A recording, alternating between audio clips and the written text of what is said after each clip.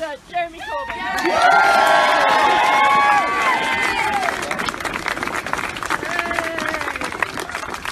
I now know the meaning of a stump speech.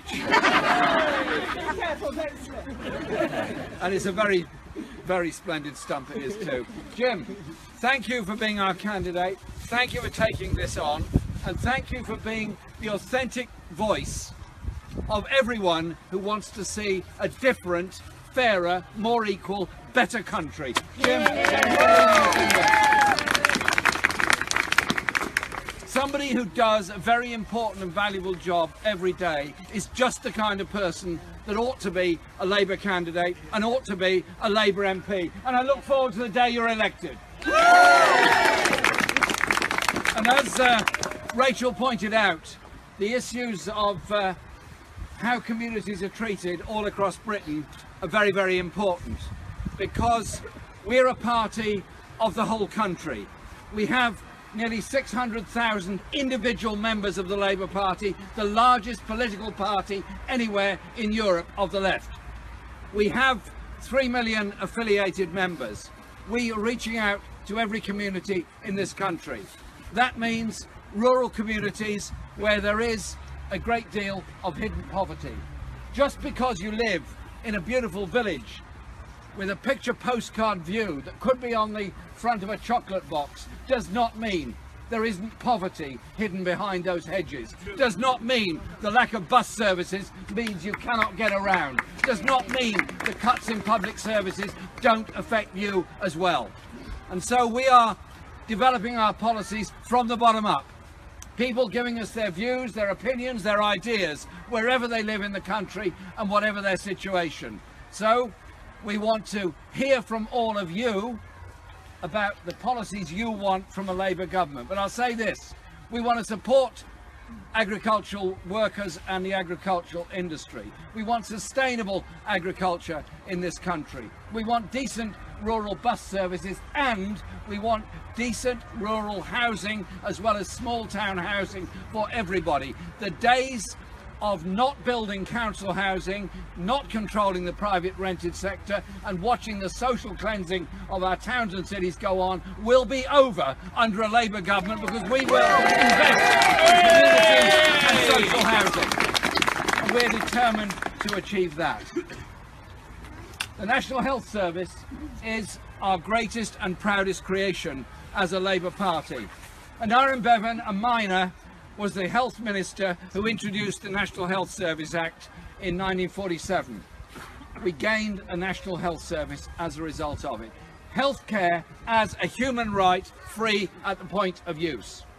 It's something we take for granted. Millions of people, nay billions around the world, would love to have the same sense of health security that we've all been brought up with. So when they come after the NHS, by cutting, by privatising, by selling off and by criticising it, I say to them, we are the first and last line of defence of the principle of the National Health Service, and we always will be. We've been managing to drag out of this government the sustainability and transformation plans that they've been producing in secret all over the country. And we discover from that a number of things. One is every hospital is running a debt or a deficit. Every clinical commissioning group is struggling to provide the services that are necessary. Many pharmacies are in danger of closing. Many GP surgeries have long waiting lists. Many A&E departments are under serious threat. So as you have now, in the case of Grantham, an A&E department that's closed at night, therefore, if you have an accident, you have a heart attack, you have a stroke, any major thing happening to you overnight, you've got to go much further. You go further, there's a greater danger, obviously, of what will happen to you. And that is happening all over the country. And so we have called next Saturday, November the 26th, NHS Campaigning Day. I've written to every party member, I've written to every constituency party, I've written to every affiliated union and say, get events organised next Saturday and onwards to alert the public of the dangers to our National Health Service. And we're expecting to have over 500 events all over the country. The media may not be reporting all 500 of them, but I tell you this, we're going to be out there on all the high streets and all the market squares getting the message across that there are three aspects to the National Health Service that are very important. Firstly, the hospitals, the A&E departments and the doctors and the pharmacies. The principle of the National Health Service that is very visible and very important. And it's got to be properly funded and properly managed. It's not an attack on NHS workers, it's in support of NHS workers and what they do. The second part is on social care. The social care crisis that exists across the country, where there are too many very vulnerable people staying in acute beds in hospitals because the social care is not available for them. Too many people have to give up their jobs and their careers in order to care for loved ones because the social care system is not available for them. And too many care workers grossly underpaid and grossly exploited and morally blackmailed with working extra hours just to care for people. And so our campaign is also about the social care crisis all over the country. And we will be developing policies which bring in a high degree of integration between acute hospital treatment, GP treatment and social care. To me, they're all part of the kind of caring society we want to live in that supports people. And the third area is the mental health crisis. 1 in 4 of us in our lifetime are going to go through some kind of mental health crisis or stress. Some of us will get through it, some of us won't. And some of us will need help and support. But if, having come to the realization or having suffered a crisis of some sort, you're diagnosed as in need of support and help, it's no good if you have to wait 6 months for your first treatment and your first support. It's no good. Your condition will get worse. You're likely to get worse, and we all lose out on your skills, on your education and all the other things that go with it. It's also the biggest killer of young men in our society, who tragically take their own lives because they're in a dangerous and lonely place, partly because of the stigma that we've allowed to grow up around issues of mental health. So we, as a Labour Party and a Labour movement, embrace people going through a crisis and a problem. We don't use disgusting words to describe people who are going through a crisis. Instead, we do what we said we would do when we amended the Health and Social Care Act to say there should be parity of esteem between the National Health Service in its normal medical sense and the mental health services in the crucial needs that they have. They should be properly funded, properly resourced and properly supported by all of us. The 3 prongs to our health campaign next week. Yesterday I was at our National Policy Forum in the university in Loughborough, and a lovely university it is too. The points I made there were quite simply this. In this post-Brexit era, in the election of Trump and all the other things, you could go into some kind of cycle of despair and say the only way forward is to blame somebody else. The only way forward is to turn on somebody else. Or instead, you can have the politics of hope, the politics of investment, the politics of support, the politics of community, the politics of unity. So it will be a Labour government that will come in, but on Wednesday we'll be challenging this government on its autumn statement. John McDonnell said to them this morning on the Mar programme, you may have seen it, he said to Hammond, OK, tell us you're not going to attack the poor. Tell us you're not going to take away the benefits from those with disabilities. Tell us you're going to reduce inequality in your statement on Wednesday, and we'll support you. That was the reply.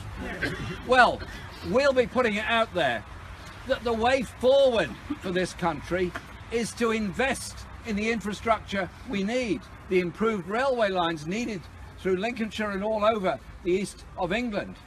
Invest in high-tech jobs. Invest money in sustainable industries. Invest money in our young people, not force them deep into debt simply because they've tried to get an education for themselves. And put forward policies that are sustainable, that do protect our environment and do create those sustainable jobs that come from it. Our party is a huge organisation of hundreds of thousands of people, all with creativity, all with ambition and all with ideas. Our society and our country is the same. So I want to see an economy that grows and works for all, an education system and a health service that provides for all, and embrace the imagination, the cultural values of everybody. How about every child getting a chance to learn a musical instrument in school, for example, through an arts pupil premium? All these things come together as the kind of programme we're putting before the people of this country. In this by-election, you've got a chance to have those discussions on every doorstep, to win people over to a different way of doing things. The politics of hope, the politics of unity, the politics of creativity, that surely is something far better than the aridity and the nastiness of a gulf between the rich and the poor and a blame culture in society against every minority. We are here for the unity of all people. Jim is here to represent all of us in taking that fight to the Tories, to UKIP, to the Lib Dems, and win here. Thank you very much.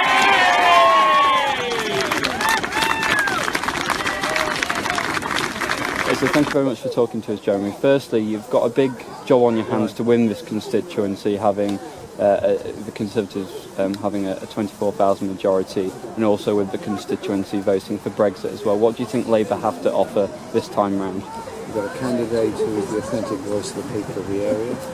We've got policies which are about investing in communities that have been ignored and left behind, addressing the issues of rural transport, particularly bus services, but also communications through broadband, and calling out this government for the closure, nighttime closure of the A&E department at Frampton Hospital. So we also have a very large party membership. Look at them all around me today, and they are ones out there knocking on doors and campaigning with a message of hope, so we don't blame people. Yes, this constituency voted for Brexit. The country as a whole, by the majority, did vote for that. We accept and respect the results of the referendum, and we will make sure that there is market access for British industry in the future, and that we don't lose the workers' rights and the working time directive and maternity leaves that we gained through European membership, as well as the environmental regulations. And so we're working with people in Europe, recognising we're leaving the European Union. It doesn't mean we're leaving the continent of Europe, because we're very near to it. We've got to have a good and positive relationship with them in the future. So I have invited European socialist leaders from all over the continent to come to London in February for a fairly major discussion conference in which we build allies of people all across Europe to ensure that we do have this arrangement, whereas we can sell goods to Europe in the future and of course buy goods from Europe as well. Now, what do you think about the resignation of Stephen Phillips in terms of it highlighting some of the rifts within the government and the Conservative Party as well, and how do you think Jim Clark will fit into Parliament if he's elected? I was very surprised when Stephen Phillips resigned. He'd shown no signs of that before, and then resigned and has called a by-election. That's a matter for him and the Conservative Party. I'm more interested in getting Jim Clark elected. Jim Clark, decent guy, represents the authentic voice of everybody in this country. He's the kind of person that ought to be in Parliament, speaking up on the issues of housing, of homelessness, of mental health, of health services, of agriculture and transport, and he knows about it as well. He'll be a great MP. Thank you very much, Jeremy. Thank you.